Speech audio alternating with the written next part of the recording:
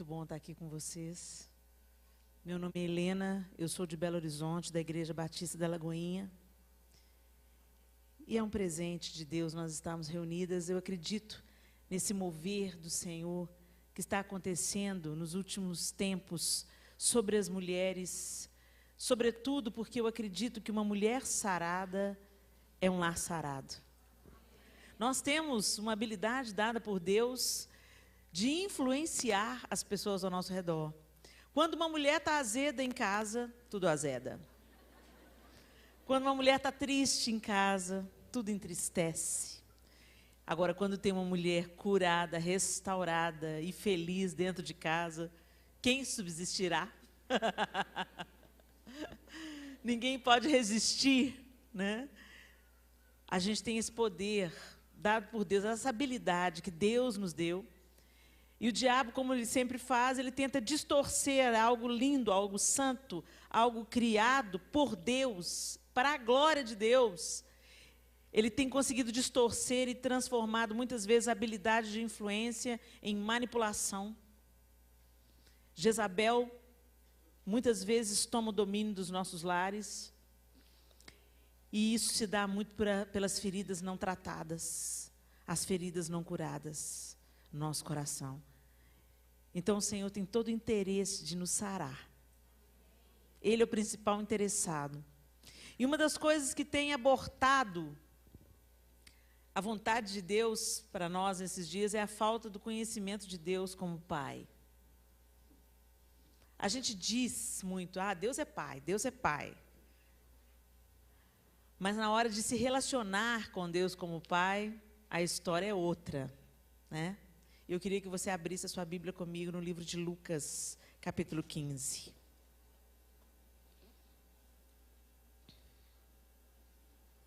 Lucas, capítulo 15.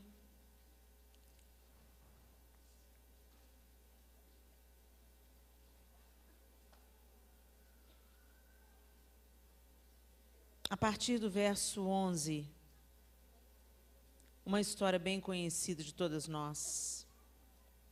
Eu não me canso de pregar sobre essa mensagem. Talvez em alguma outra ocasião você já tenha me visto pregar sobre essa palavra. E enquanto eu respirar, eu vou pregar essa palavra. Porque eu acho que é uma revelação de Jesus a nós. Que se as pessoas entendessem como nas parábolas o Senhor Jesus estava nos entregando chaves do reino de Deus, de verdades do reino. E nessa parábola, de uma maneira especial, Jesus estava revelando Deus como Pai. Nenhuma outra religião faz isso. Só o cristianismo apresenta um Deus Pai.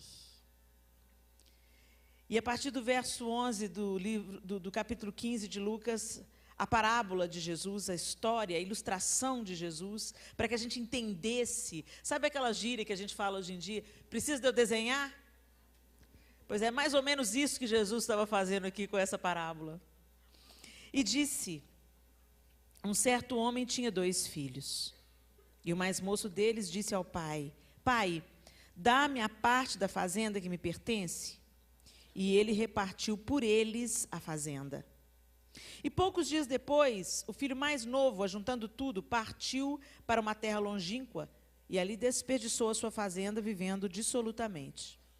E havendo ele gastado tudo, houve naquela terra uma grande fome e começou a padecer necessidades. E foi, e chegou-se a um dos cidadãos daquela terra, o qual o mandou para os seus campos a apacentar porcos.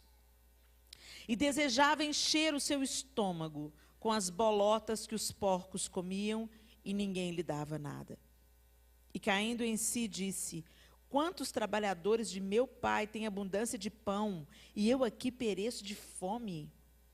Levantar-me-ei e irei ter com meu pai, e dir-lhe-ei, Pai, pequei contra o céu e perante ti, eu já não sou digno de ser chamado teu filho, faze-me como um dos seus trabalhadores.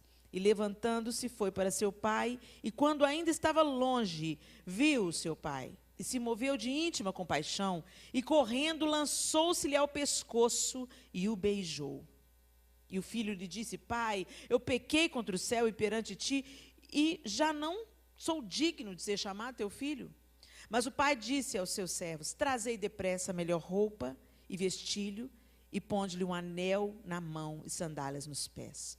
E trazei o bezerro cevado, e matai-o, e comamos, e alegremo-nos. Porque este meu filho estava morto e reviveu, tinha se perdido e foi achado, e começaram a alegrar-se.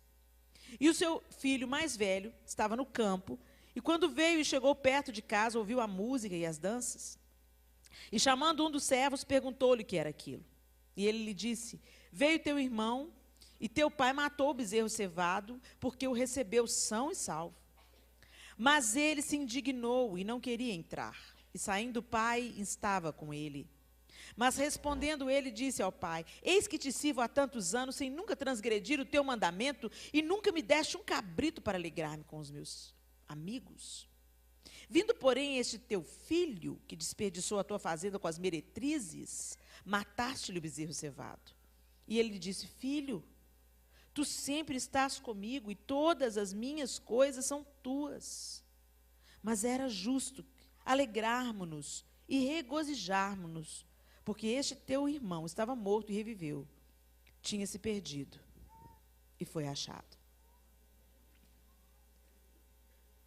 Meu Deus! A gente imediatamente se vê no papel do filho mais moço, em algum momento da nossa vida. A gente toma posse da herança de Deus, saúde, inteligência, habilidades, dons, talentos. A gente toma posse de tudo aquilo que Deus nos deu, mas a gente vive a vida à nossa própria maneira. A gente quer que Deus tenha uma aliança com a gente, mas a gente quer independência. Como todo filho adolescente. Quem é mãe aqui? Deixa eu ver. Quantas já tem o filho na adolescência? O Senhor te abençoe, minha querida.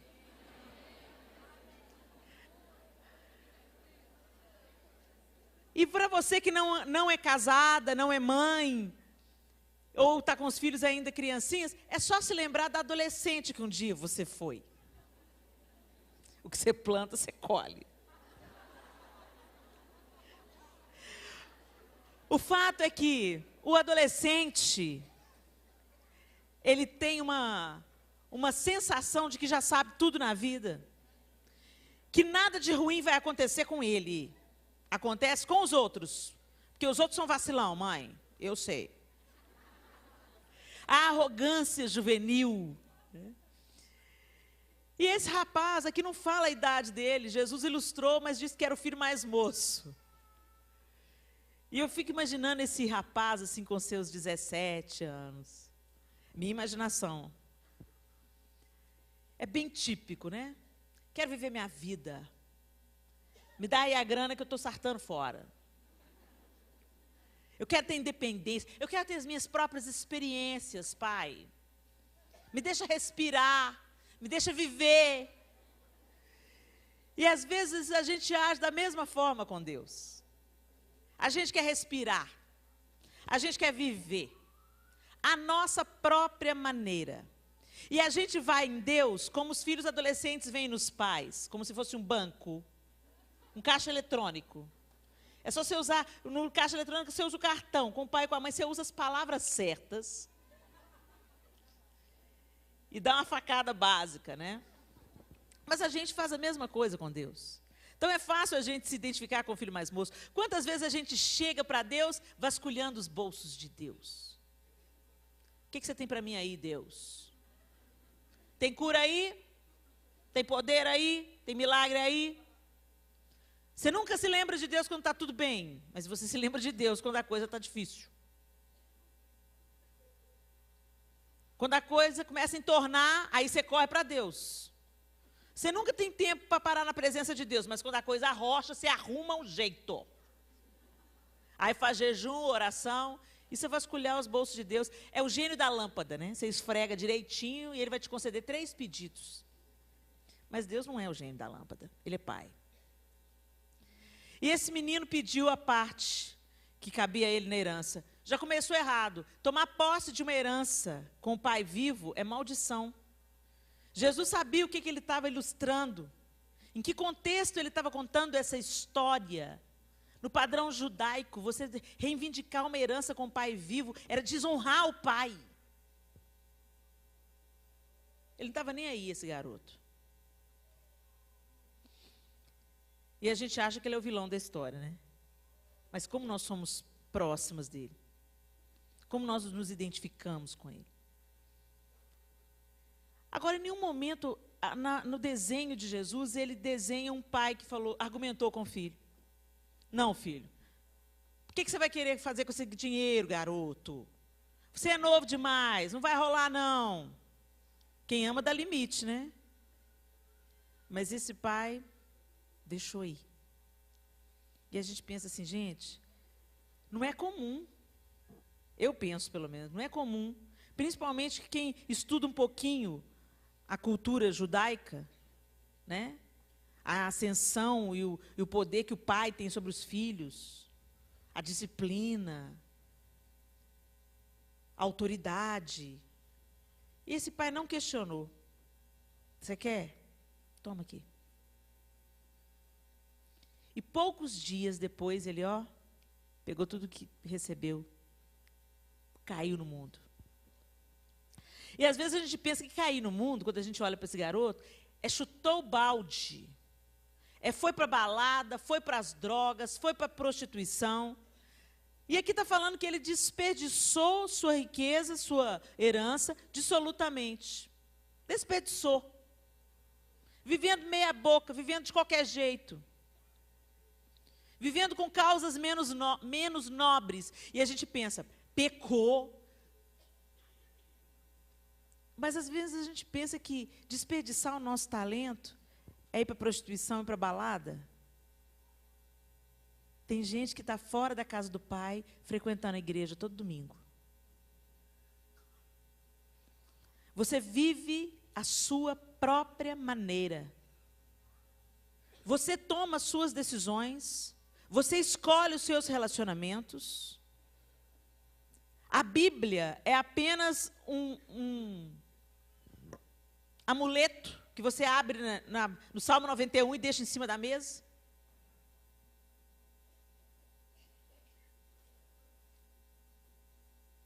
Isso é viver uma vida dissolutamente. Você tem uma riqueza, que é a palavra de Deus, nas suas mãos, mas você desperdiça. Você não presta atenção. Apropriada a música que a gente cantou hoje.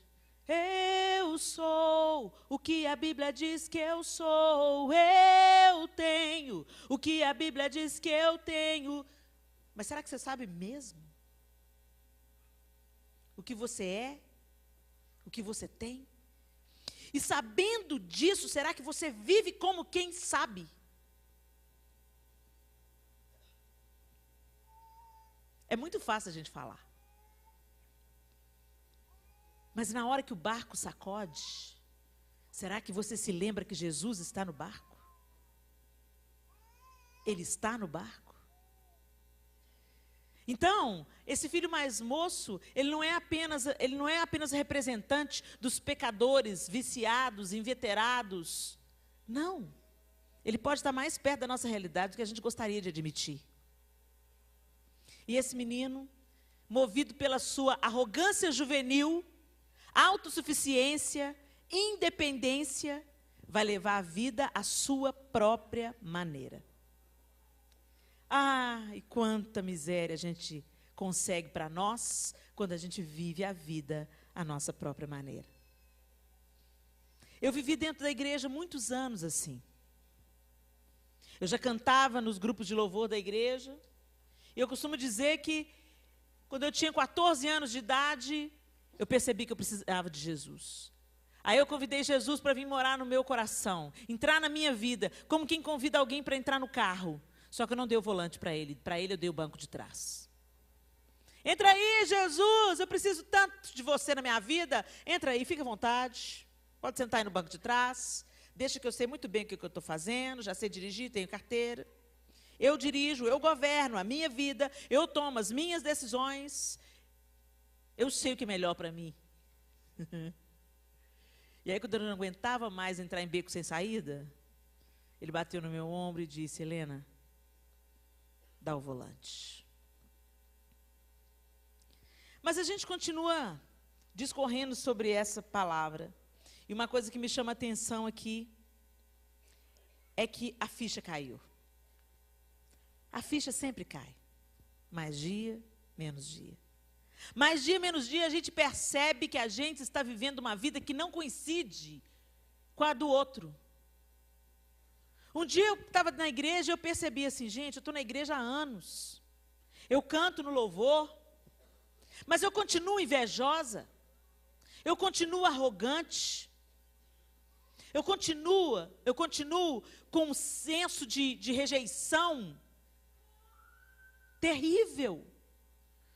Qualquer coisinha que uma pessoa falasse assim, meio atravessado para mim, acabava comigo.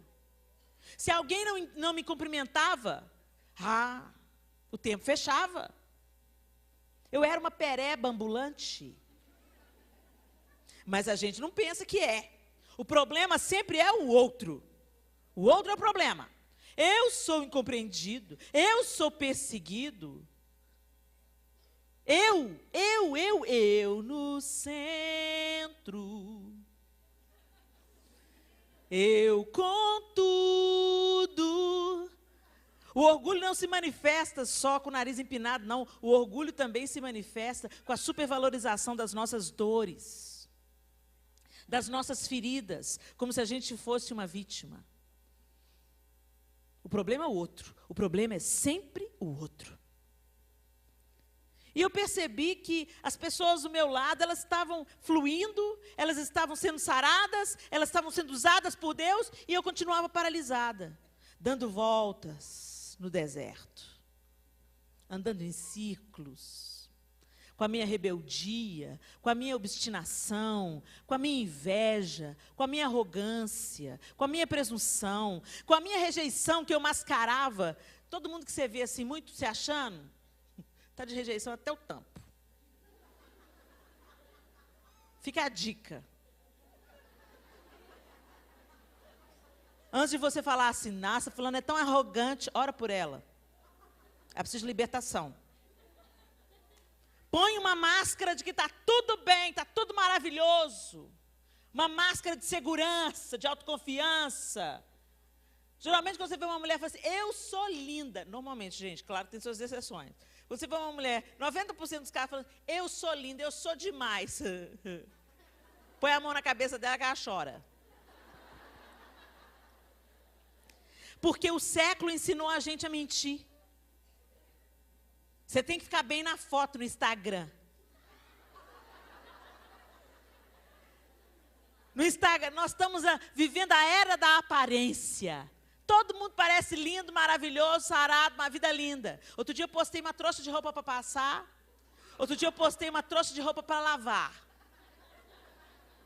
Eu lavo roupa. Eu passo roupa. Eu arrumo cozinha, faço almoço. Se você chegar na minha casa, eu estou de calça de moletom, tênis, o cabelo amarrado para não cair cabelo na comida. Dona de casa, normal.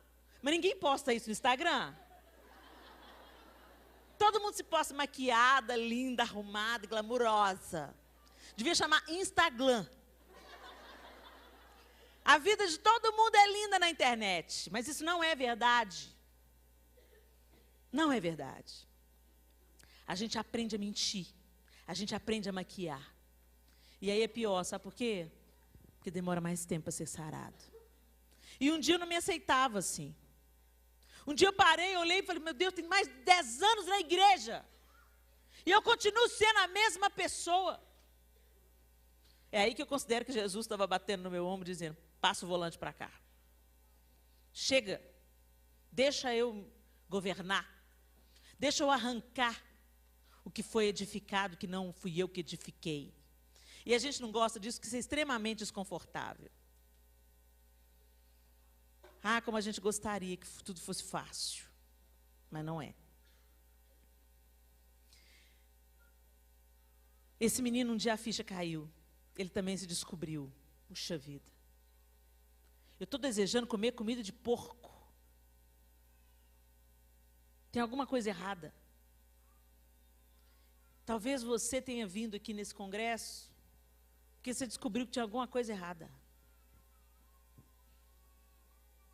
Puxa vida, os meus relacionamentos, todos estão com problema. Estou com problema com minha sogra, problema com meu marido, problema com meus filhos, problema com meu irmão, problema com meu pai, problema com minha mãe. Tem alguma coisa errada.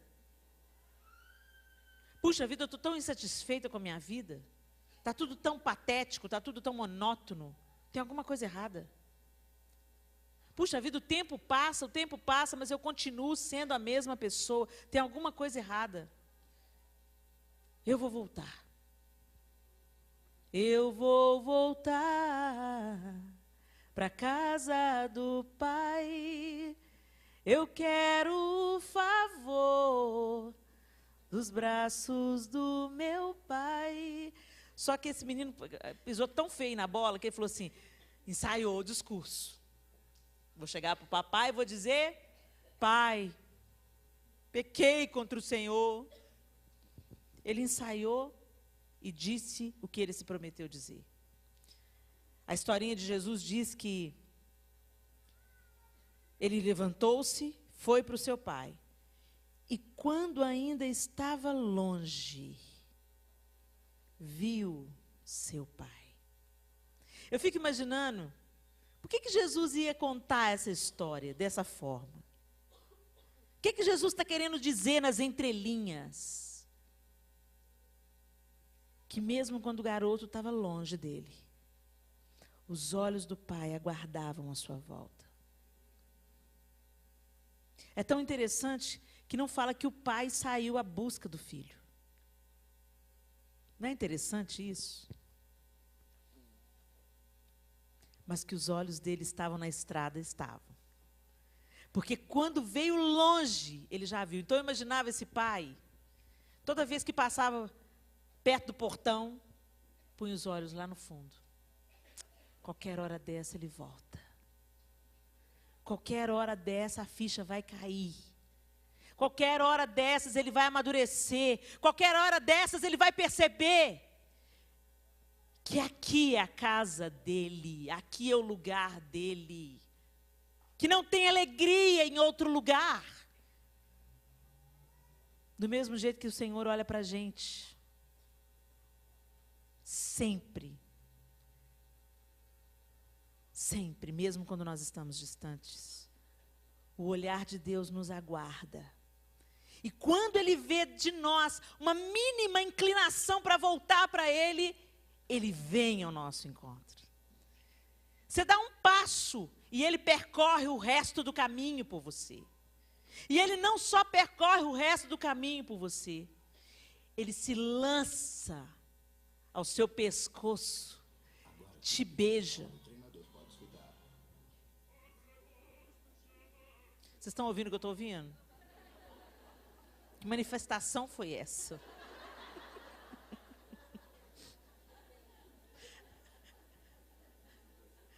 O pai se lança ao pescoço do filho, o beija, o abraça, mas ele está firme no discurso. Pai, eu pequei contra o Senhor, eu andei errado, eu pisei na bola. Mas o pai não quis nem ouvir, não quis nem saber. Mandou que trouxessem uma roupa nova. O Senhor troca as nossas vestes. Ele tira suas vestes de autossuficiência, de independência, de envolvimento com o século, de compromisso com o mundo, o nosso cheiro de mundo. Ele tira aquela roupa suja e nos coloca vestes de justiça.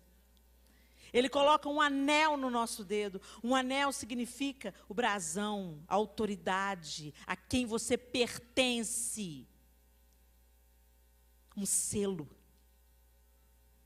Ele coloca um anel no seu dedo e sandálias nos seus pés, para que você não se machuque na sua caminhada.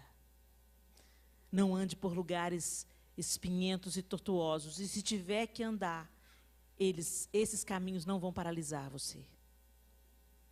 Tem toda uma simbologia por trás dessa ilustração de Jesus, nessa revelação da paternidade de Deus. Deus está sempre pronto, te esperando. Deus tem roupas novas para te dar, um anel para colocar no seu dedo, para restituir a sua honra. Deus quer calçar os seus pés com sandálias, tirar dos seus pés as sandálias arrebentadas e poeirentas pelos caminhos por onde você andou. Quer calçar os seus pés com o evangelho da paz. Mas o que me chama mais a atenção nessa parábola não é a trajetória do filho mais moço. É a trajetória do filho mais velho. O pai deu uma festa para o filho mais moço.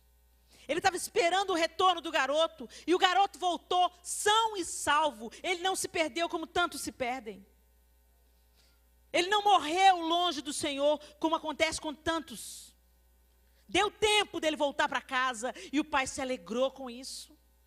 E estava reconstruindo e dando uma festa para esse garoto, quando o filho mais velho chegou em casa. E o filho mais velho chegou de onde, gente, que a parábola diz? Do campo. O filho mais velho estava trabalhando para o papai. Que menino joia. Que menino justo. Que menino bom. O filho mais velho, responsável, equilibrado. Ele não saiu, ele não colocou uma mochila nas costas, com a imaturidade dele, foi viver a vida independente do pai. Não, esse menino é brilhante. Ele ficou em casa. Ele nunca se desviou. E ainda trabalhava para o pai, olha que moral. Ainda ajudava o pai, hein? Trabalhava no ministério.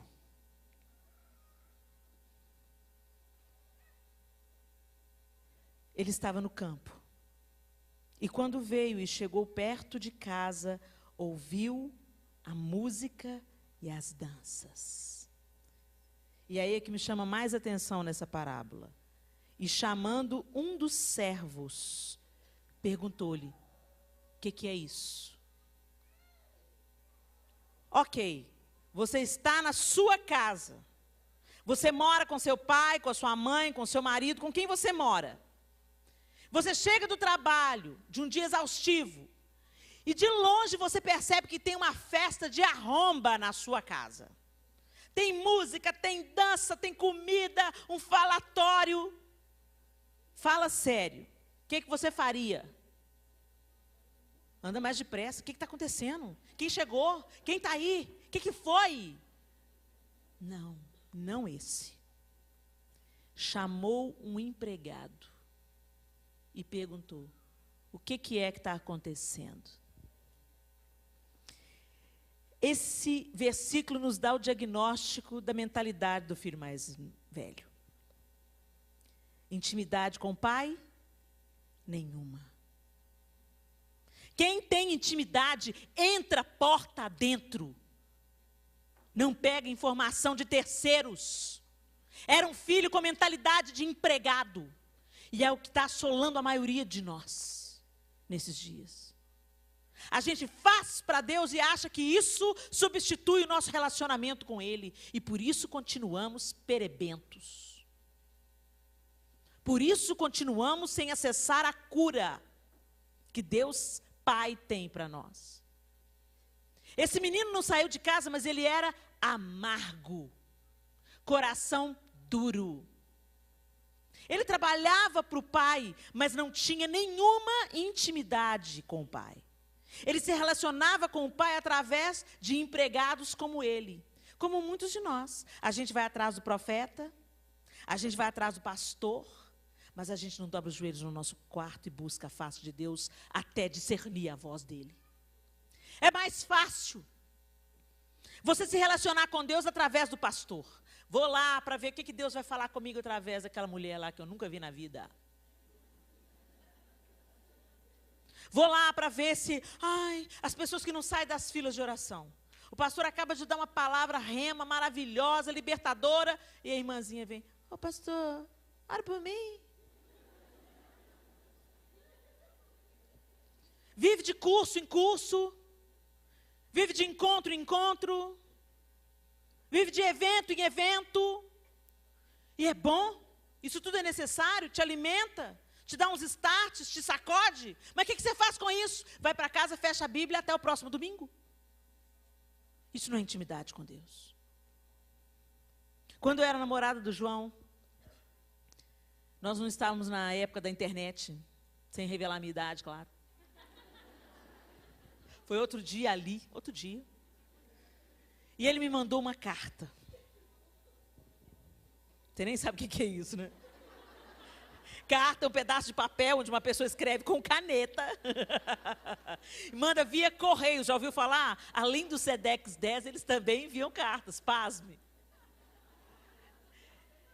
E o correio chegou. E quando eu fui pegar as cartas na caixa de correio, tinha uma carta do João.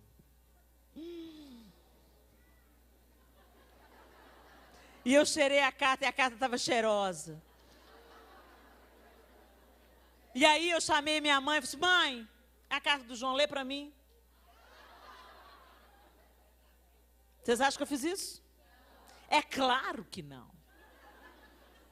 Eu pus a carta no peito, secretamente, corri para o meu quarto, tranquei a porta, me joguei na cama, abri a carta e li, e cheirei, e reli, e cheirei, e reli, e virei de barriga para cima, e ai, que amor!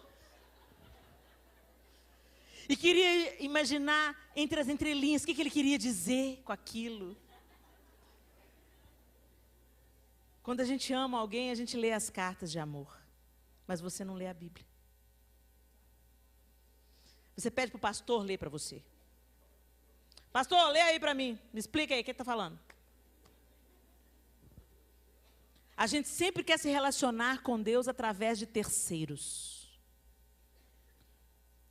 O outro importante no processo, porque foi Deus quem instituiu a igreja.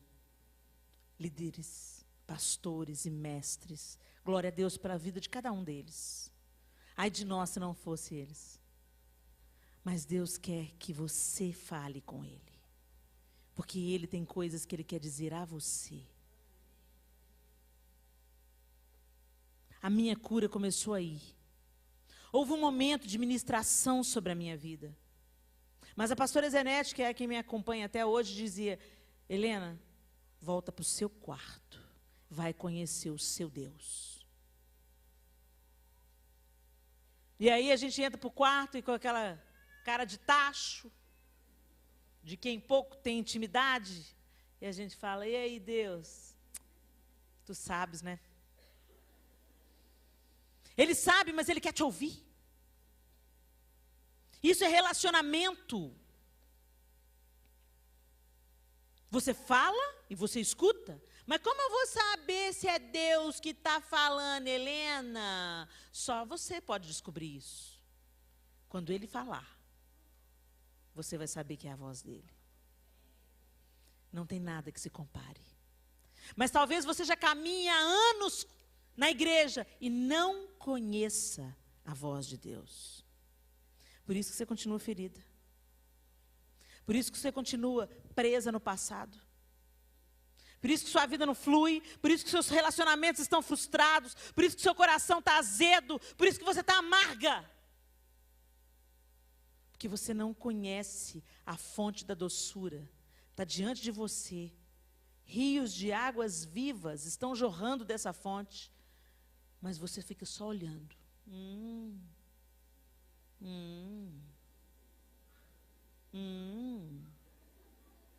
É bom? É bom. A gente se relaciona com Deus como esse menino mais velho. Chama o empregado, chama o pastor, chama o profeta, chama o missionário. O que está acontecendo?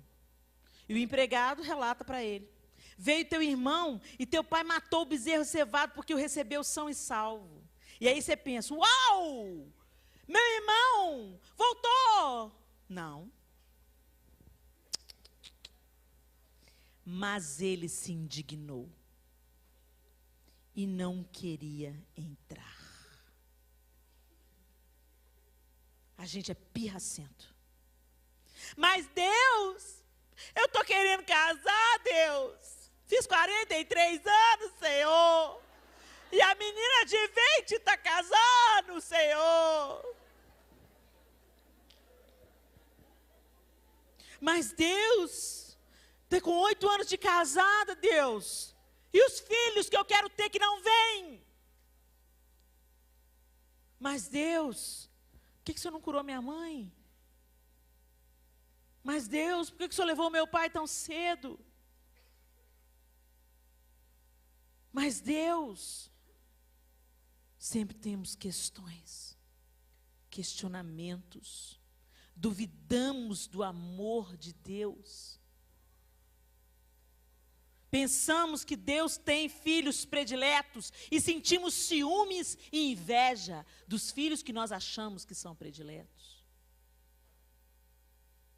Nos aborrecemos com a bênção da outra. A outra casou, celebre. Não, você vai para o quarto e chora. A outra foi promovida no emprego. Também, né? O pai dela é pastor. A outra canta e você não. Depois fala que Deus tem filho predileto. Alimentamos amargura. Alimentamos insatisfações. Temos uma lista de queixas contra Deus. E é exatamente isso que esse filho mais velho tinha.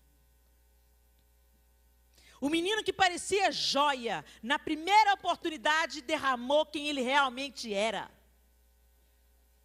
O menino que estava no campo trabalhando para o pai. Ser pastora, missionária, evangelista, o que você faz não determina o seu grau de intimidade com Deus. Me estremece quando eu leio em Mateus o texto que Jesus diz: naquele grande dia, muitos virão e dirão: Senhor, Senhor, em teu nome profetizamos, em teu nome curamos enfermos, em teu nome expulsamos demônios. Quem faz isso? É a igreja. Somos nós. Essa palavra é para nós. Essa palavra não é para incrédulo. Essa palavra é para nós, igreja. Nós profetizamos em nome de Jesus. Nós oramos e curamos enfermos em nome de Jesus. Os demônios se submetem a nós em nome de Jesus. Mas nós corremos o risco de naquele grande dia ouvir: fique longe de mim, eu nunca te conheci. Meu Deus! Só de pensar nessa possibilidade me desespero. Não é o que eu faço para Deus.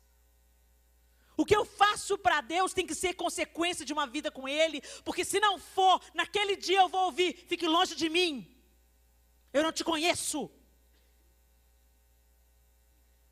Deus te conhece. Deus te conhece.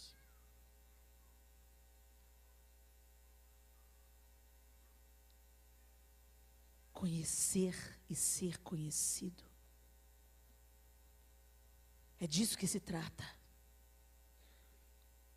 Não se trata de fazer para ser aceito. O que tinha que ser feito para nós sermos aceitas já foi feito na cruz. A obra foi completa. Mas nós ainda acreditamos que podemos fazer barganha com Deus. Não, eu vou viver direitinho. Eu vou fazer tudo direitinho. Eu vou trabalhar na obra. Eu vou falar da palavra. Eu vou profetizar. Eu vou curar. Eu vou expulsar demônios. E daí? Esse garoto estava na fazenda do pai. Estava trabalhando para o pai. Mas não conhecia o pai que tinha. E o pai, o mesmo que foi atrás do filho mais moço, olha aí Jesus revelando mais uma vez a disposição do coração de Deus em relação a nós. Ele saiu de casa e instava com o filho, insistia com o filho, conversava com o filho, tentava convencer o filho, como tantas vezes Deus tenta nos convencer. Vem para mim, vem passar tempo comigo. Tem coisas que eu quero falar com você, tem coisas que eu quero fazer por você, mas você está tão ocupado fazendo a minha obra. Vem, entra, é seu irmão. E o pai estava com ele. Mas respondendo ele, disse ao pai: olha isso que Jesus está nos contando aqui, gente. Eis que te sirvo há tantos anos, sem nunca transgredir o teu mandamento, e nunca me deste um cabrito para alegrar-me com os meus amigos. Agora volta comigo lá no início da parábola. Olha no versículo 12. E o mais moço deles disse ao pai: Pai, dá-me a parte da fazenda que me pertence. E ele repartiu por eles a fazenda. Quando o filho mais moço recebeu a parte dele, o mais velho também recebeu. Que história é essa de eu estou aqui te servindo, o senhor nunca me dá nada? Que história é essa? Nós recebemos a nossa porção. Às vezes você está insatisfeita com a vida do outro. Olha para as suas mãos. Tem um estudo científico que prova que a maioria das pessoas só percebe o quanto eram felizes quando perdem alguma coisa. Você só descobre como sua mãe era maravilhosa quando ela morre. Você só percebe a falta que seu pai faz quando ele vai embora. Você só percebe que o seu marido, apesar de toda a adversidade, era um homem bom quando ele te deixa por outra mulher.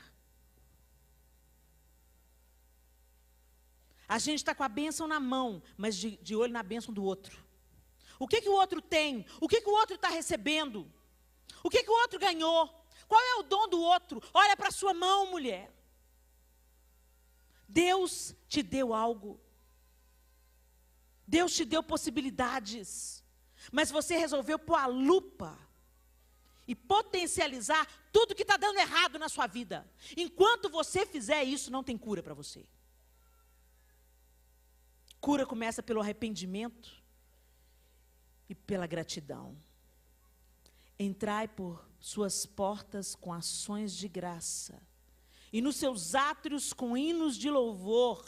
Rendei-lhe graças e bendizei-lhe o nome, porque o Senhor é bom, e a sua misericórdia dura para sempre, e de geração em geração a sua fidelidade. Deus é bom, Deus é bom, Deus é bom, Deus é bom, Deus é bom, Deus é bom.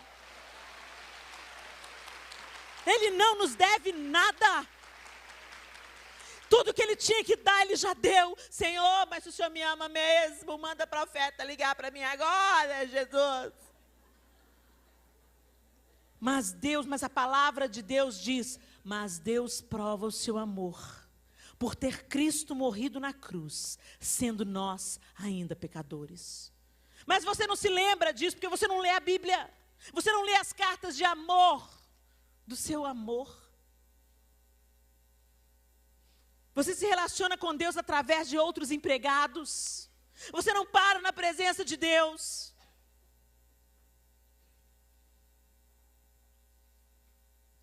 Mas Deus ainda teve compaixão, o Pai ainda teve compaixão. Olha, interessante. Ele não só parou aí o filho mais velho. Ele não parou só falando que não tinha nada, não. Ele falou assim: vindo, porém, este teu filho, não é meu irmão, não. Este teu filho. A gente rejeita o outro. Quantas pessoas você já rejeitou na sua vida? Quantos irmãos seus, comprados pelo sangue de Jesus, você riscou da sua lista? Você ignora. Muitos deles você não quer se relacionar por dor de cotovelo. Porque você consegue chorar com quem chora, mas você não consegue se alegrar com aqueles que se alegram. Isso mostra como é que o nosso coração está podre, azedo, estragado. Vindo esse seu filho, que desperdiçou a sua fazenda com meretrizes. Quem falou que o menino desperdiçou com meretrizes? O que esse menino sabia? O que o irmão mais velho sabia da vida do outro? Naquela época não tinha Twitter. Não tinha fofocas gospel. O site de fofocas gospel. Como é que ele ficou sabendo? Não tinha telefone, não tinha fax, não tinha telegrama. Como é que esse menino, com que ousadia que ele falou que ele desperdiçou o dinheiro com meretrizes? O que ele sabe? Nós somos assim. Acusamos os outros. Ficou sabendo quanto fulano está cobrando para ministrar? Um absurdo. Já sentou com ele? Já conversou com ele? Tem peito suficiente para falar, irmão, fiquei sabendo que você está cobrando tanto para ministrar. O que a Bíblia diz sobre isso, cabra? Não, não tem peito para falar com ele. Na frente todo mundo fica, oi fulana, paz do Senhor. Mas por trás, ó, desce a lenha. Filho mais velho.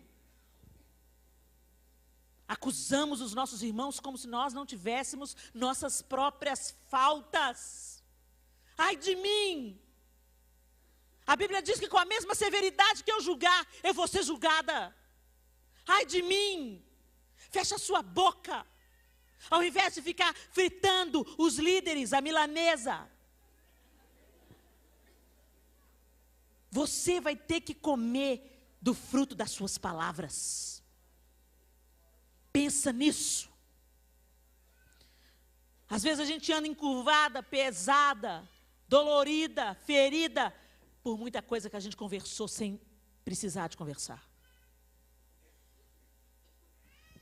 A Bíblia diz para enchei-vos do Espírito, falando entre vós com salmos, cantos e hinos espirituais.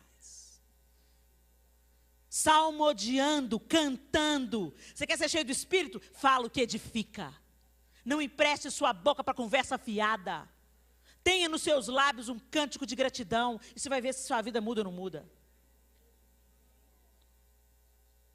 A gente se mantém no deserto pelo nosso muito falar.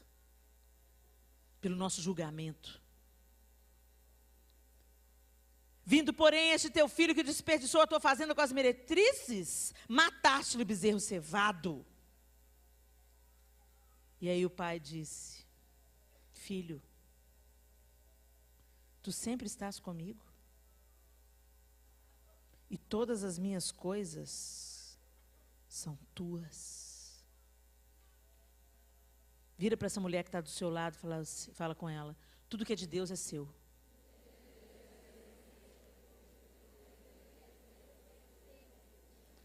Não, vocês não entenderam. Tudo que é de Deus é seu. Você tem acesso.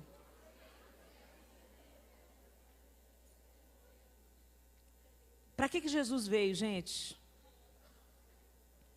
Jesus veio para nos redimir, nos resgatar e reconstruir o elo que havia sido interrompido pelo pecado. Jesus veio para nos religar com o Pai. Ele veio para nos reconciliar. O véu do templo se rasgou de alto a baixo. O que significa isso? Que você não vai precisar mais do sacerdote para entrar no Santo dos Santos no seu lugar. Você entra. Jesus reconstruiu a ponte, deixou a porta destrancada e te convidou, pode entrar. A hora que você quiser, pode entrar. Está precisando de alguma coisa? Pode entrar. Algum pedido para ser feito? Pode entrar. Está precisando de conforto, consolo? Pode entrar. A porta está aberta. Mas a gente continua do lado de fora. Ferindo, sangrando, sendo feridos. Do lado de fora. O Pai vem e insta com você. Tenta te convencer. Volta. Entra. Vem bater um papo com o Pai. Tudo que é meu é seu. Não. Porque as coisas não estão do jeito que eu queria que estivessem. Porque eu descobri que meu marido me traiu. Porque minha irmã me traiu, me enganou e agora está se dando bem na vida. Não. Deus não mudou. Deus continua santo, soberano, poderoso e vencedor. Quem está se mantendo em cativeiro é você. Feche os seus olhos.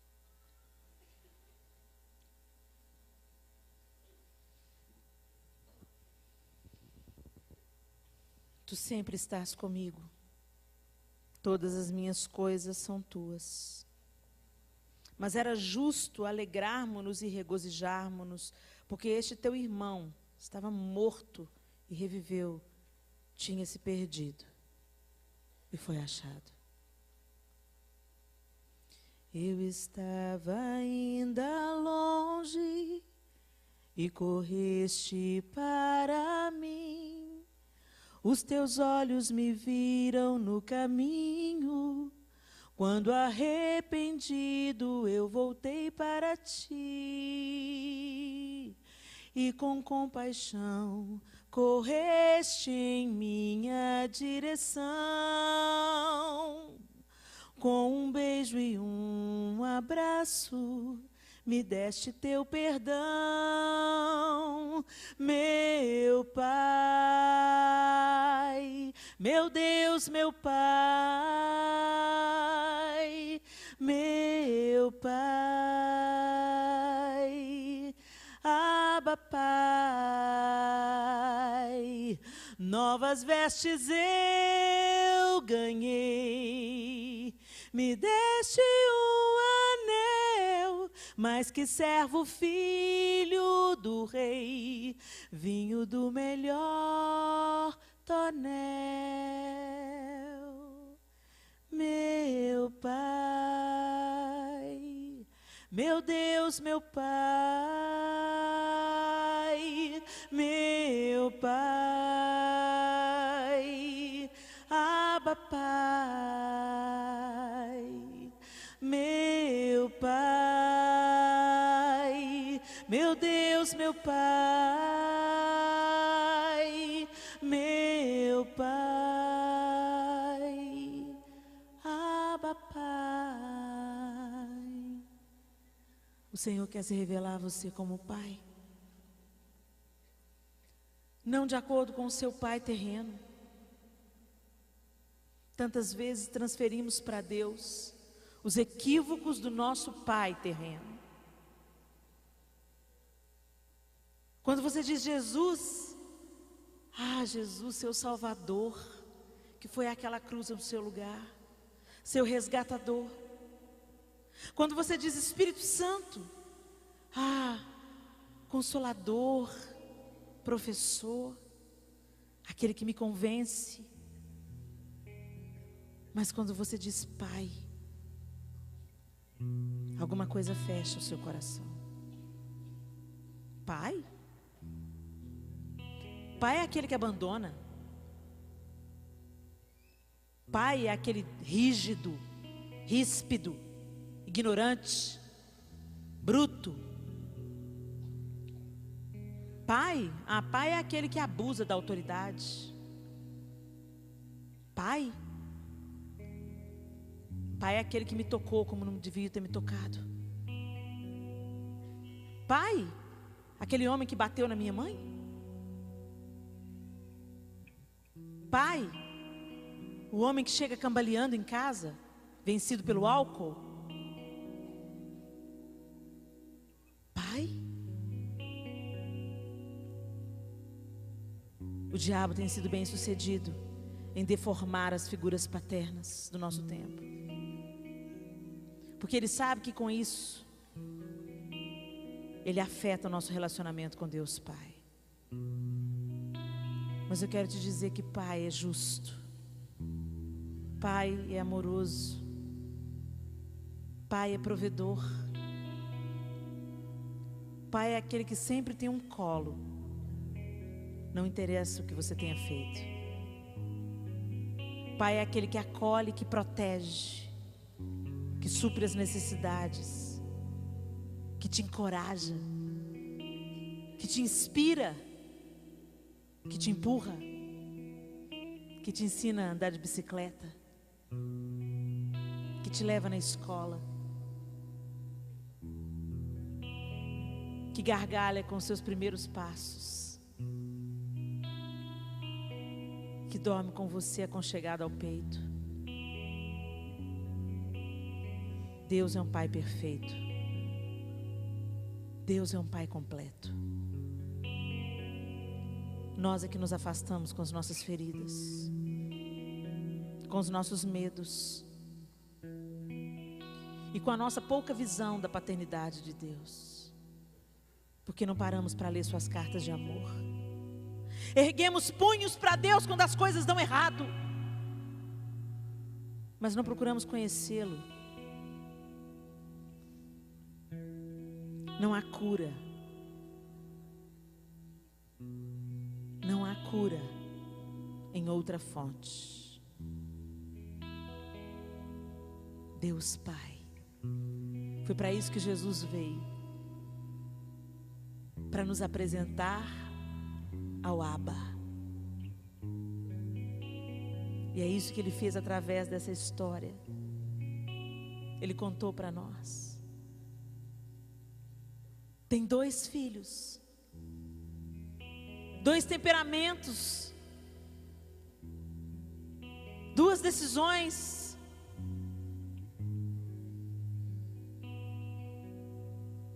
Mas o pai se inclinou para ambos e mandou o terceiro para contar essa história e para dizer que tem esperança para nós. E a nossa esperança é nos tornarmos como o terceiro filho. Na verdade, o primogênito.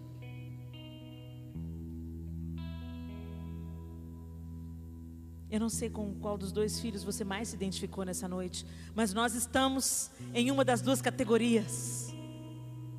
Ou nós somos filhos que servimos a Deus, mas nos tornamos ríspidos, religiosos, e achamos que nossas obras é que nos justificam.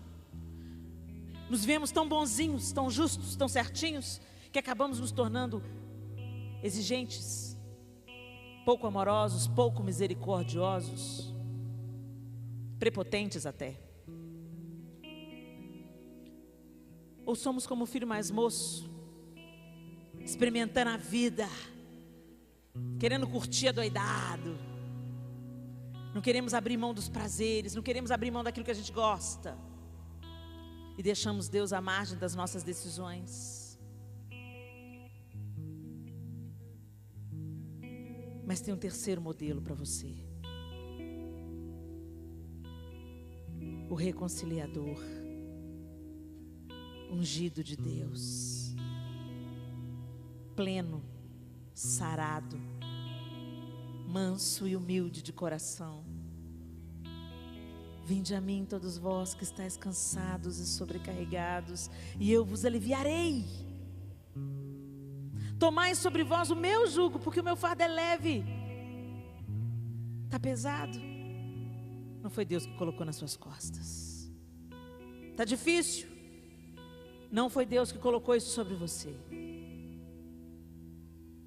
E Ele ainda nos convida: aprendei de mim, que sou manso e humilde de coração, e achareis descanso.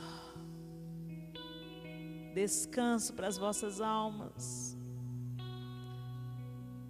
Está pesado? Está cansada? Sua alma está cansada? Vinde a mim e aprendei de mim, que sou manso e humilde de coração.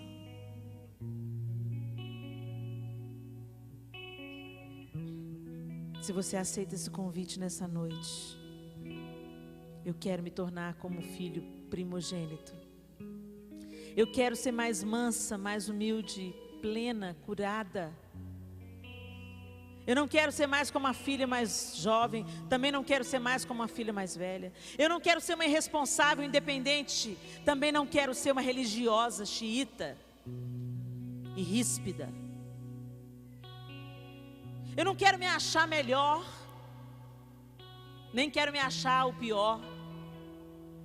Eu quero a filiação na sua plenitude.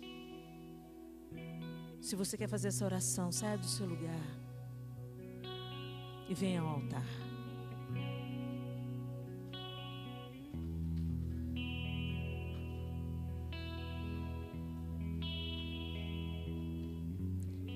Quero beber do seu rio, Senhor.